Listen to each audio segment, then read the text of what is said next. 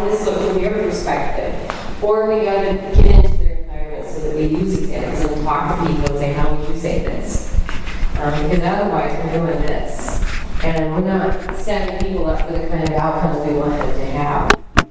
So I didn't know this subject matter. And when I was 26 years old, I was working on my GED, and I asked an instructor, what's Watergate? And the instructor said, how can you not know this stuff? Aren't you American? I don't know why I don't seem to know what everybody else knows. I must be dumb.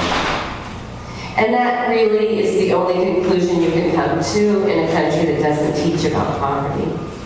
Raise your hand if you've had the course History of Poverty, United States of America.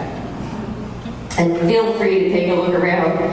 Because it doesn't matter if I'm training judges or teachers or doctors or lawyers, I never see a hand. We don't know our history. We don't know, most people don't know, in Pennsylvania, it was illegal to be poor. They passed laws saying, if you can't take care of your family, you must wear a P on your sleeve when you leave your home in the 1700s. And they wrote notes that said, if we can make it hard enough on them, they will quit acting poor. Can anyone here think of a policy today that matches that thinking? If we can make it hard enough on them, if we can make it tough enough on them, they'll quit acting. Like school I was working with, there was a teacher, I was doing the poverty competency assessment with the school district to really look at policies and practices and curriculum and say, is this really meeting the needs of kids from generational, working class, immigrant, situational, mixed class backgrounds? And this teacher said, you've got to help me with this 10-year-old boy in my class. I have tried everything. And I said, okay, well, what have you tried? And she said, I took away recess. I don't let him have athletics or extracurricular activities. He's still late every single day and will not do his homework. My response to that was, what do you call homework when you don't have home? Literally asked thousands of educators across this nation in the last 25 years, is homework an effective teaching and learning strategy for kids who live in the war zone of poverty? I've never had one educator go, yeah, it works. Most of them will tell me it sends kids farther away from education. So I said to her, well, you know, are you on time when you're in crisis? Can we all agree that poverty is crisis? I mean, think about it. How many of you have the same tone of voice when you're really super stressed out? And people go, why are they so loud? Why are they so angry? Why are they so... There's a reason for that. And it's a good reason. So I want to give you that perspective, the perspective of someone who's lived it. Most of the people who train on poverty in this country haven't lived it. They're looking in through middle class eyes at people in poverty and describing their behavior through what they would do. And they miss so much. I mean, like, just tell me. If I were to try to tell you what it's like to be African American, how many people in this room think I would miss a few things? Right? So we want to understand people. We got to go to the people. We got to hear their voices and understand their perspective. Not what we want them to say or do or act, but what's their perspectives. If you look at healthcare for people who live in poverty, what you have today is people dying on average about 15 years ahead of people who are born privileged. Now, my definition of privilege is you have a roof over your head, food in your fridge, health and transportation needs are met, and you're surrounded by people who move up in their jobs, who have benefited from education. That's my definition of privilege. Because those are the things that humans need to really self-actualize and be all they can be. So you look at people dying, and the stereotypes about people in poverty are so strong. We believe, you'll hear this kind of conversation, well, they die younger because they drink too much, they smoke too much, and they don't take care of themselves. Can anyone else hear the blame and judgment in those statements? Now, why do you think we go to blame and judgment? Because the number one teacher of poverty in this country is not our universities, it's the media. Most humans get their information about poverty through the media. Raise your hand if you agree with me, media dramatized just a little. Sensationalize. Give really extreme cases. So what's the average person going to know about poverty? They're getting rich off welfare. They like it. So we're going to take apart some of those myths that the media present us with, because they do prevent you from communicating. Because if you're judging, you can't connect. And if you can't connect, you can't communicate. And if you can't communicate, it can be hard to do your job. It can be hard to improve health outcomes. So I want to argue with some facts and knowledge about real causes of poverty. I was speaking to 9,000 teachers in Texas this summer, and the speaker before me said, these are mostly Title I schools, which is high poverty, all of them. She said to the audience, now, I know some of you don't like working with these kids in poverty, but you're going to have to put a smile on and fake it. They need to see a smile every single time they come in the door. So it was my turn to speak, and I said, I would really like to give you more information so you actually like the kids. Because they'll see right through you. Who knows that? Who's been in a conversation with someone and talked to them and within seconds realized they don't like me? Right? They would have to tell you. That's my master's degree is communication. You know, communication theory, we feel it. If you don't like me, I know it. You think I'm a drug addict? I know that too. You don't like my mom? You're never going to get me to follow through on what you want me to do. If you're judging, you can't connect. If you can't connect, you can't communicate. So how do you suspend judgment? You get more information. That's also how you change an attitude. You get more information. And what we have is this belief system. So the federal government did a health study looking at early deaths by social class. And they found about 13% of the deaths could be attributed to drinking, smoking, and not taking care of yourself. 13%. 87% of the early deaths were attributed to living in polluted neighborhoods. Mold and garbage, right? Working in unsafe jobs. Raise your hand if you remember the days when you went into a place of employment and they had a safety office that everyone had to go through the safety training. Remember those days? Now what happens? Just in the middle class world, you just expect if you go to work, you're going to be safe.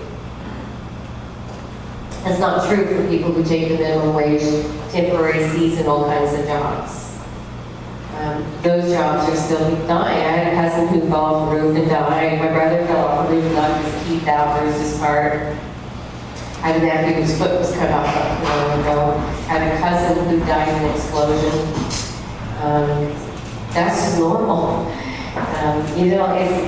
Working in unsafe jobs is a huge part of those early deaths. Or using your body to earn a living, right?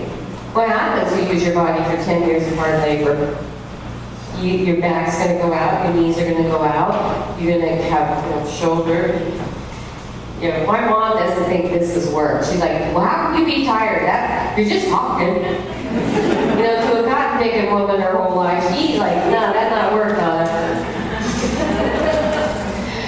No, they're working hard. Majority of people, 2/3 of the people fighting poverty in America are working more than one job. Who knew that? So that teacher who said, help me with this 10-year-old, I said, where is he? Can we find him? I want to know what's going on with his family. I mean, it's not a rocket science thing. Just seek to know the why behind the behavior. Why aren't they showing up? Why aren't they following through? There's always a reason. And when you seek to know the why, your solutions will make more sense and you'll see more follow through and achieve the outcomes you want to achieve. That kid we found living in the back of a pickup truck with his grandpa. In 7 months, he had got himself to school, this little 10-year-old guy. And when he got into our systems, what did we do to him? We punished him. Remember the 1700s? Our history shapes our current thinking. Most people don't even know how we got to our current ideas about poverty today, because we don't teach it. We graduate people to be psychiatrists, physicians, nurses, social workers, lawyers, President of the United States, and they never had Poverty 101. graduate people from college. I go into schools of social work and I look at their curriculum, I can't find poverty. There might be a little paragraph on poverty. Most of it's drug addiction, mental health, child abuse, sex abuse, domestic violence. When I first started speaking 25 years ago, people would say to me, well, Donna, they're poor because of domestic violence. They're poor because of alcoholism. They're poor because of drug addicts. They're poor because of child abuse, sex abuse. It's like, oh my gosh, you have taken every social ill in humanity and put it on people who have no voice, who don't vote. Raise your hand if you've ever heard of a wealthy drug addict. Ever been a middle-class alcoholic? I actually had judges teach me a new word. It was functional alcoholism. People who struggle most with alcoholism is not people in poverty. It's actually attorneys. They have the highest incidence of alcoholism in the nation. And I tell people, I had 28 years of pretty much homeless. And I'm 53, so whatever's left, I've had pretty privilege. There's way more alcohol over here. There's way more drugs over here. Way more. And it flows endlessly. And it starts earlier. Sometimes I'm on a plane at like 4 in the morning, and someone will be behind me go, bourbon? Called my husband the other day from a restaurant. I said, Chip, I'm in this restaurant, and it's 11 o'clock, and there isn't a table in this restaurant that isn't drinking. It flows faster and more. And you can hide it. If you're drinking and you're in privilege, you're dead. But if you're in poverty, where are you going to go? Your behavior's under spotlight. So those are not poverty issues. Those issues cross all classes. Child abuse, sex abuse. We can talk about Catholic priest scandal. We can talk about the coach at Penn State. Does domestic violence happen in privileged homes? You bet it does. We saw, what was the guy, Chris, who beat up, what's her name? This is not poverty issues. They're not poverty issues. Those issues happen in all classes all over the world. The poverty issues are access. So if I have the disease of alcoholism, and I don't know if you know this, but most of America still think it's a behavior. Stop it! Raise your hand if you health providers know it's a disease. I can't tell you how times I'm out there in the communities, people are going, they don't love their kids enough. It's a disease that requires treatment. And I did some research a few weeks ago, and I found out it actually costs $90,000. That's the current rate to be consistent with the literature on what it takes to be free and really in a good place with that disease of alcohol. $90,000. So if I'm Britney Spears, I could go to the Caribbean. About $40,000 a month is what she spent. What if I'm in poverty? You know what happens? If I get arrested, they'll give me a couple of hours of detox. Raise your hand if you think that's going to do it. You guys have meth problems? I mean in your communities. I want to spend the whole day with you. I go into communities and they're like, Donna, meth is destroying our families. It's destroying our families. And I say, what do you know about it? Our nation's number one answer to meth is, guess what? Jail. Do we have any drug and alcohol counselors in here? I train drug and alcohol counselors. I'm like, hey, is jail going to cure meth? I've never had one professional who studied this stuff go, yeah, that'll work. It won't work. It's an addiction. It's an addiction. So some of the communities will go, well, Donna, we have a 5-day rehab program for people. Every now and then I find a 30-day rehab with a 9-month waiting list on average. So let's just say I get lucky, I get into the 30-day rehab, I go through it, I get out. What do you imagine might happen? You don't have to be a drug and alcohol counselor to know, I'm going to go right back to it. And then we say to our fellow human beings, you didn't love your kids enough. If you really wanted a better life. It's an addiction. It requires treatment. And the literature says 1 year of intense treatment for meth. What we should be saying to people is, we didn't set you up for any success. Gave you 30 days. Can we start over, please? Clackamas County has a one-year math rehab program, and it's really interesting. It's in its 4th year and having astronomical success with families. Amazing. So people are coming from all over the United States to look at this model site in Clackamas County, and I'm like, you guys, it's not new research. This is research from the 80s. We know what to do, but we don't fund it. Why do we help those people? Right? So a lot of our efforts are really based in the ignorance that the media give us about poverty and the people who live in it. So people die younger. Drug abuse. The other causes for the death are lack of access to health care, of course, so no preventative, things that people die of.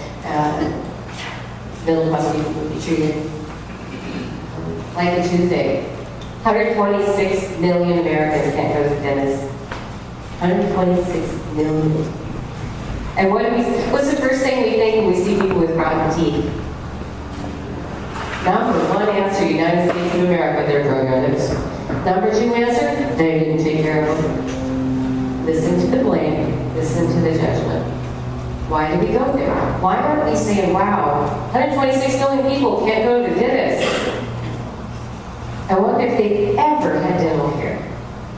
I wonder if they've ever had nutrition to build strong, healthy teeth. My cousin Glenda has rotten teeth. She got her master's degree recently in teaching. Hasn't been able to find a job. The second people see her, they make all these assumptions that she's a drug. She never done drugs. She never drank her entire life. Grew up poor. Living in a car most of her life. Deep poverty. My brother Wayne, his whole mouth is full of super glue. Because he learned by actually accidentally opening a lid that the super glue would numb his pain. I was training, doing an in-service at a school, and a janitor came up to me and he said, Dr. Beegle, you said your brother can stop pain with super glue on his teeth. How's he do it? Because I've got this tooth that's really... Is it real? Is it here? Is it right now? It's real, it's here, it's right now. Most people think you have to go abroad to fight poverty. It's right here. You have to go anywhere. The other cause of early death is the stress. The stress of poverty itself, which they discovered affects immunity. So people are sick a whole lot more. And they don't have access. When I was a kid and a young adult into my mid-20s, if we got sick, you had to be really sick. You don't go to the doctor, you don't like those people. And they're going to give you bad news. And they're not going to make it better anyway. Wasn't the thinking. So you get super sick where you just can't take it anymore. You go into the emergency room and you just hope, I hope they give me some samples. There's no way you can purchase the prescriptions they're writing. No way. We shared everything. My mom would say, I had this antibiotic last year. You take it, it might make you feel better. We shared glasses. We're even prescribed for the people who were wearing them. They came from a clothing closet in the church basement in a really high poverty community. We shared everything. And you learn to take it. Whatever's going on, you take it. So the meaning of doctor, the meaning of nutrition, the meaning of nurse, what is that? I did a tremendous amount of research with people from generational poverty on what do these words mean. When I said, what does nutrition mean to you? The number one answer was things like, it's for people who have too much time on their hands. If you're on food stamps today, you get $1.47 per meal. So people will say, there's not hunger in America, there's just obesity. Complete ignorance about what you can buy on $1.47 per meal.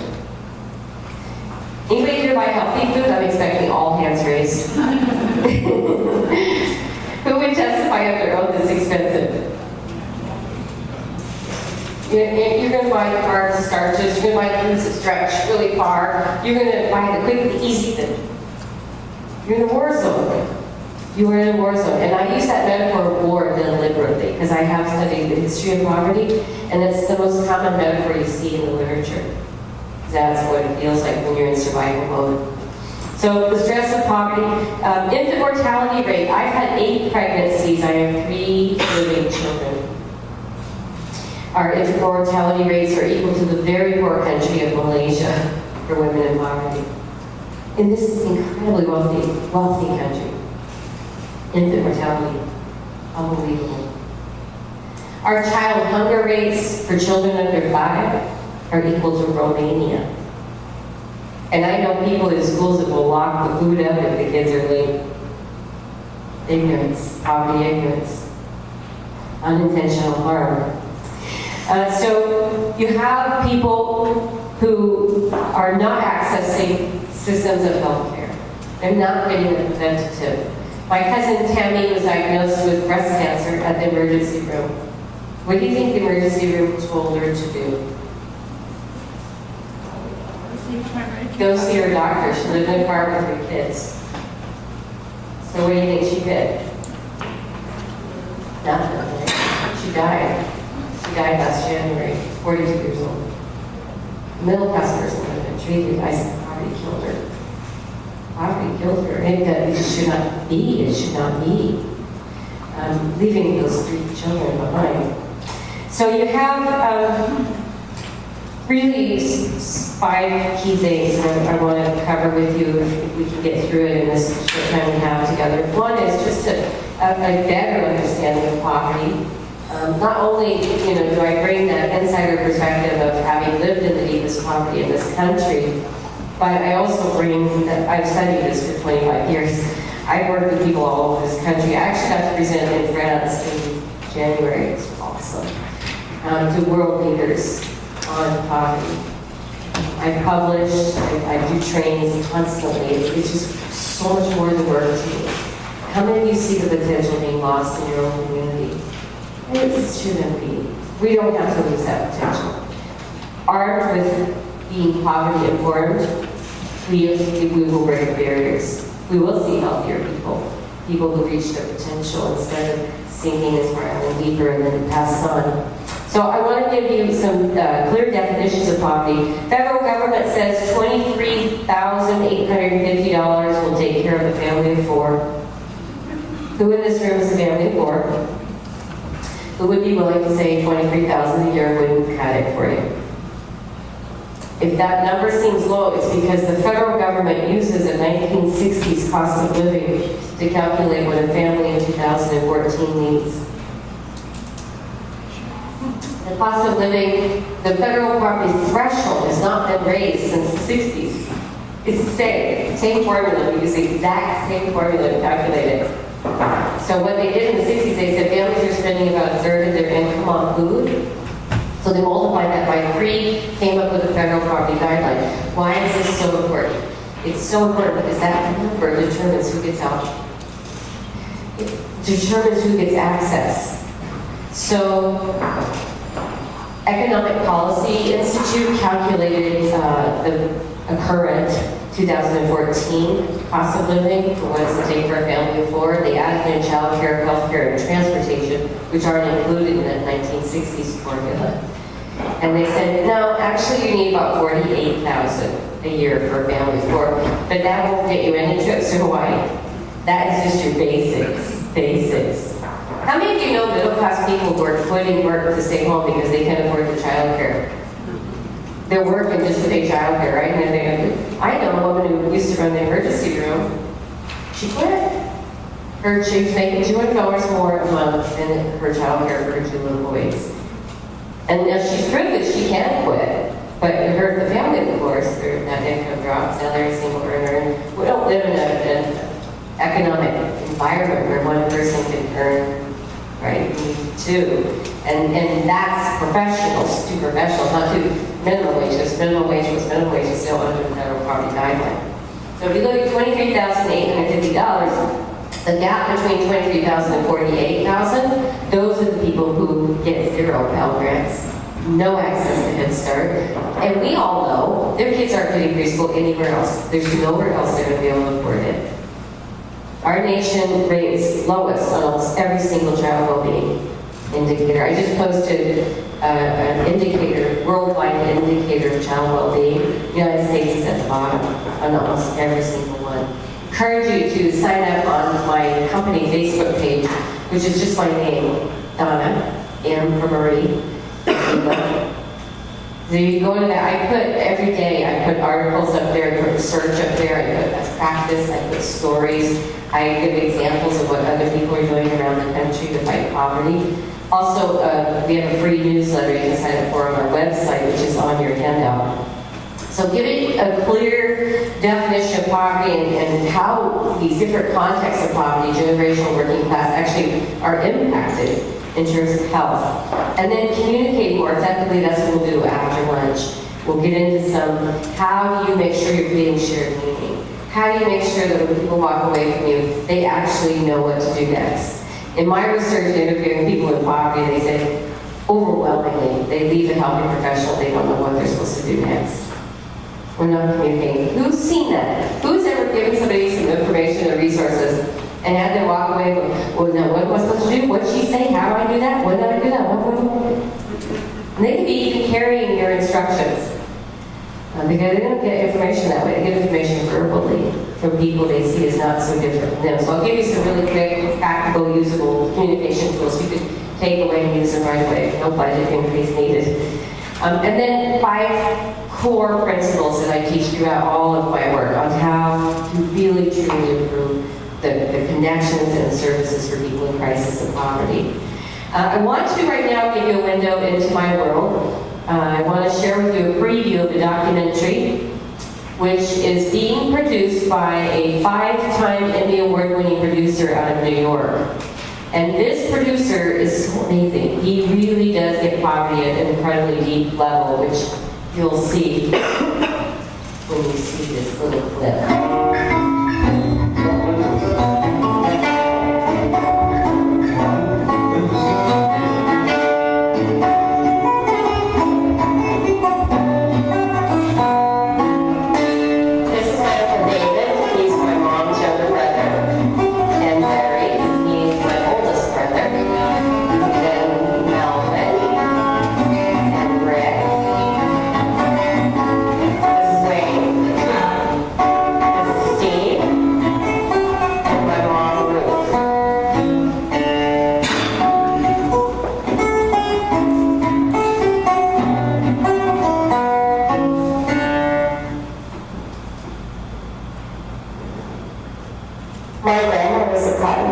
She survived picking cotton. She worked in a laundromat doing the window washers, lost her fingers. My mom was born into a cotton picking family. My mom and I would go out and pick cotton, and we make $30 a day picking cotton. It was enough as long as we had her check coming in from my dad's Social Security and a little bit of welfare.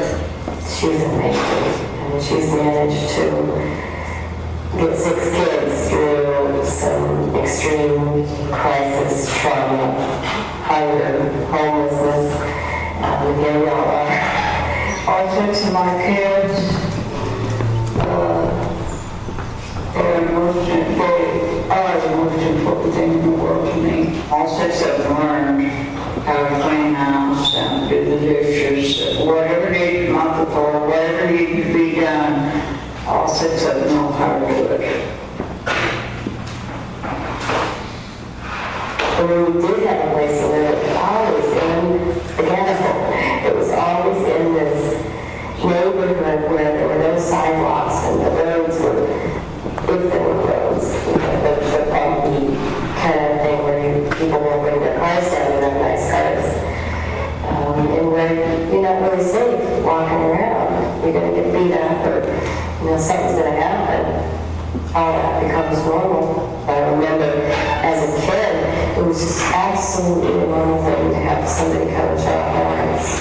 Or water. We go turn the water on. They lived it. The water. We live a device. We make do. One of the things we want to talk about in this country is that other service is an absolute luxury. If you're making choices between rent and food, where's garbage service on the priority list? We say, well, just because you're poor, you have to have garbage product. Well, you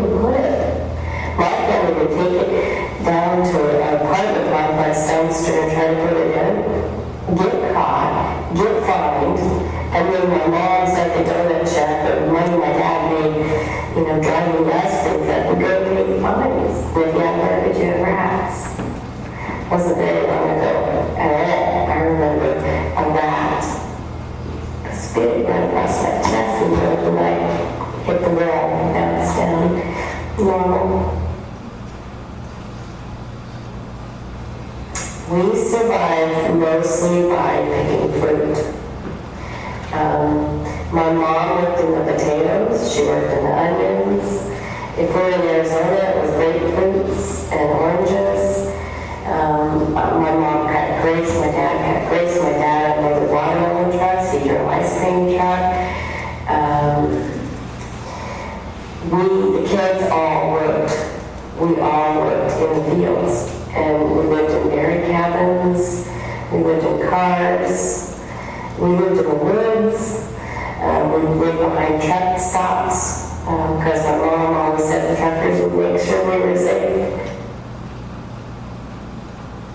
I don't know what I am. Am I Dutch or am I Swedish or what am I?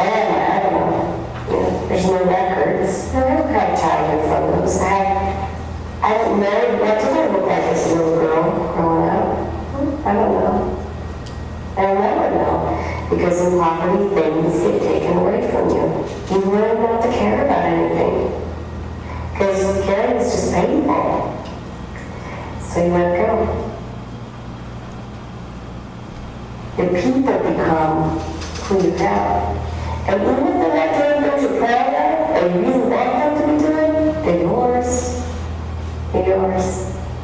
So you can say, I can say anything about my 5 brothers. You better not. Because they're mine. Steve is 44. He's got a lot of common sense, huge heart. He is considered to be mentally retarded by the state. He lives on $550 a month disability check. And he tries to supplement his income by going into Washington State and collecting bottles out of dumpsters and then going back to Oregon and cashing them in for the deposit. I've been arrested for bottles. I've been almost kicked out of the state of Washington for bottles. And I told him, hey, this is not a bottle. This is a 5-cent bottle. But as long as it says 40 bottles, they give you them back. My uncle David is my mom's younger brother, and he's also disabled, can't read and write. But he lost his check because he had, according to the Social Security folks, he had an 18-year-old ticket in Arizona. And they stopped his disability check and said he needed to get that ticket taken care of. So family members who were literate were trying to get him over to Arizona and go through the bureaucracy to find the ticket, but Arizona was saying there's no traffic ticket. So he's been homeless for his van with his dog. I've been in the van about 6 or 7 years now. He's told me the road. You have no choice. Every woman that I knew, and by now I mean that I was close to, that I felt like I was like them, had gotten married very young and had babies. Middle-class people spend time with middle-class people. So the isolation of poverty, you don't meet people who are doing something different. I never heard the word college. No one I knew had a career. So it wasn't even part of my thoughts. I want to be a mom. I want to be a mom and I want to be a good mom. We'll play with them, we'll sing to them, and we'll find a way to get by. That's all I knew. When I was 17, I had a 1-pound, 9-ounce little girl, and she lived only 9 hours. And when she died, I was just devastated because my dream in life was to be a mom. And Ray didn't know what to say. But he walked to my house, picking flowers from everybody else's yard all the way there. Beautiful flowers. And he walked in the door, and he had stolen a little card that that said world's greatest sister. Didn't have any money, like well, at the 7-Eleven counter. And he threw the carpet and the flowers down on the bed. And I mean, he's always been such a kind, caring human being. But life, I don't condone stealing, but I understand it. My brother Wayne, he's my brother who I'm probably the most like. He spent most of his life in prison. He fights hard to survive. And started as a kid fighting for survival. He was hung when he was 14 by a group of kids. The only reason he didn't die is because my brother Melvin got him down. He got cancer as a kid, survived that. He'll tell the story of watching our dad one too many times come into the room and say to my mom, with a little bit of cash that he had made, should I give all this to the landlord or should I have a little bit back for groceries? And he'll tell the story of watching Dad go outside and cry and deciding that the Beegle in the big house, just two of them, didn't need all their stuff. And so began his life of crime. I was too smart for my own good. I saw these things. I saw the way the world was. I saw Mom giving up food. I saw her not eat so that the kids could eat. For some reason, I was able to perceive that. I just decided that I was going to go take what was needed. And the next thing I knew, I found myself behind bars. In poverty, life happens to you. You don't get to make life happen. You wait for the next crisis and you react. Invisible Nation has been in the works since 1996. And George Rivera, he's a Puerto Rican who grew up in Harlem, the executive producer. He really does have 5 Emmys on his mantle. I've shown this clip, this preview, which I've seen a whole lot more of the documentary. I really can't wait for this to air. I was on the phone with him last week, and they're just now starting the final fundraising to do the last shoot. So CBS has guaranteed a time slot for it. When the New York folks give us the air date, we will post it on the website, on our Facebook, we'll tweet it out, do all the ways we can get it out there. But I really do believe it's going to help shift our paradigm from fighting the people in poverty to fighting the poverty. I'm going to ask you to have a brief conversation at your table. As you were previewing Invisible Nation, what stood out to you? What stood out to you as you were previewing that clip?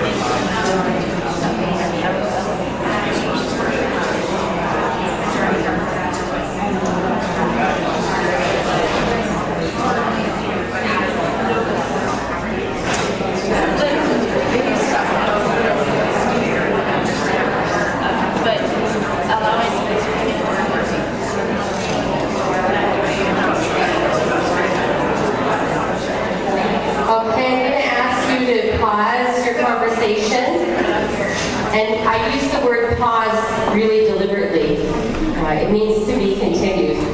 Because I really do believe these are the kinds of conversations you want to have, to think through, are we doing what we need to do to really connect with people, to make sure we're creating that shared meaning and setting them up for success, leaving them in a better place to have help. You have to say the P word.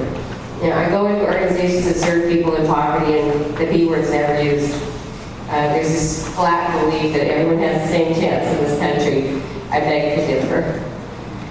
Some people are born with a pillow to lay their head on, and others are born with parents who can't read and write. So George Bush Sr. said, we don't have social class in America, that's in Europe. Beg to differ. It's right here. Someone share with me highlights of your table discussion. What stood out to you?